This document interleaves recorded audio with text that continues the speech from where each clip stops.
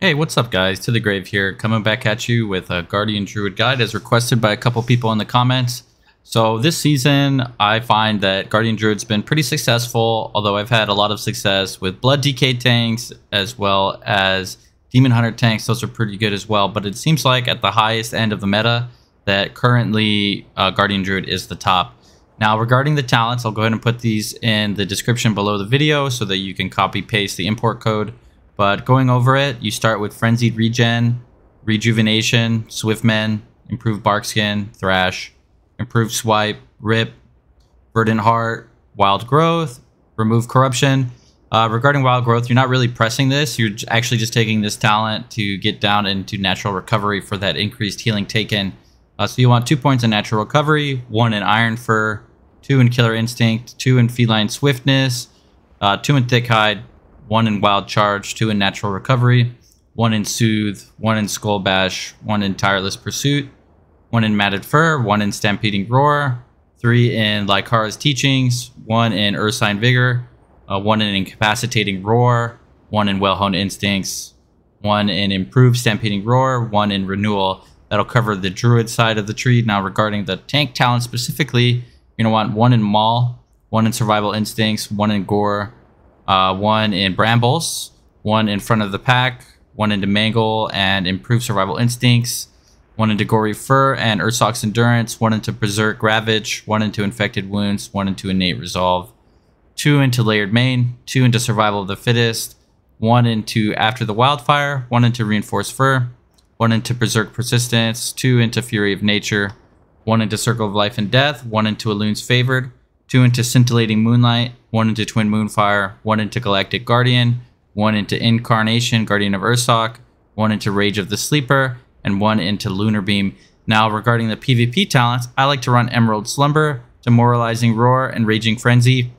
Optionally, you can remove Raging Frenzy, and you can take, let's see, where is it here? Toughness. Toughness, which reduces the duration of stun effects, reduced by 25%. I feel like that's really a personal preference thing. I see a lot of the higher end tanks running Toughness. I personally really like Raging Frenzy so that as you're generating the rage from using your heal button, you're able to spam Iron Fur. And what that allows you to do is there is this talent somewhere, I think it's right here or somewhere up here. Basically, every 40 rage you spend, you gain back health, like a big AoE burst heal. So that's pretty strong. You want to be using that as much as you can. So like as you see here, when I press Raging, that gives me Iron Fur. I spend Iron Fur and that gives me more healing and armor. So pretty OP for that. Now just to go over for a little bit about the major defensives and how you would use them. Your major defensives are going to be Rage of the Sleeper. That allows you to take 25% reduced damage, increases the damage that you do by 15%, and grants you 25% leech, while also having a Thorns-like effect that reflects damage back to your attackers. Why is this good? Well, obviously you take a lot of reduced damage, but additionally the increased damage done by 15% and the 25% leech synergizes really well with the Moonfire talents that give you back some health on all the arcane damage that you do, which synergizes with Lunar Beam.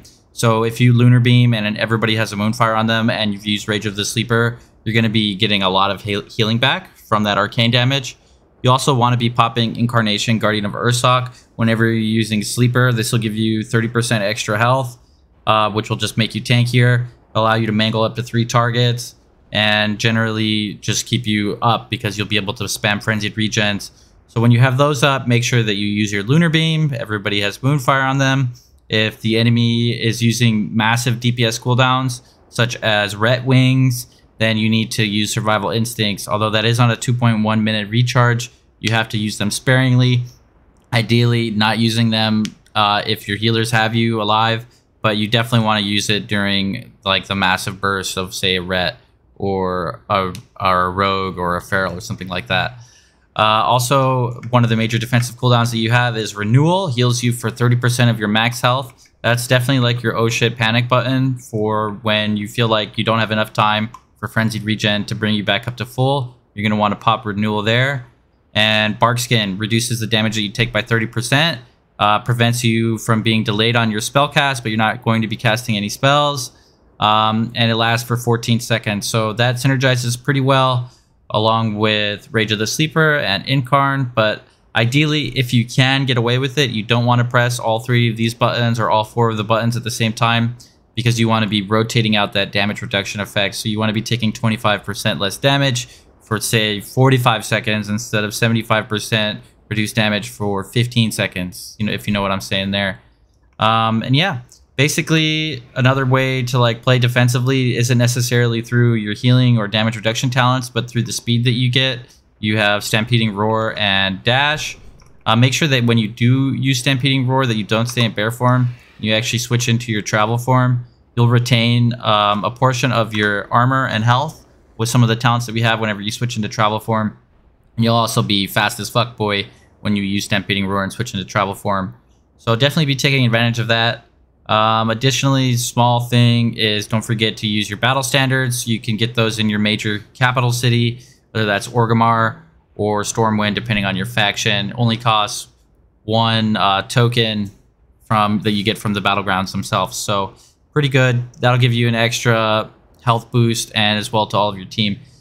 Don't forget to be using your Emerald Slumber whenever you have a chance in between your attacks or when you're being attacked. That'll allow everything to basically regenerate really fast. A lot of your major defensive buttons are on 1 or 2 minute cooldowns, and this kind of allows them to become the 2 minutes into 1 minute cooldowns and to just kind of get your 1 minute cooldowns back real quick and easy. Yeah, I know this guide was a little bit shorter than some of the ones I've done in the past, but I don't really think there's been too many massive changes. It still kind of plays about the same as it did before. Just get out there, have some fun, pop some cooldowns, and get the dubs, boys. Good luck.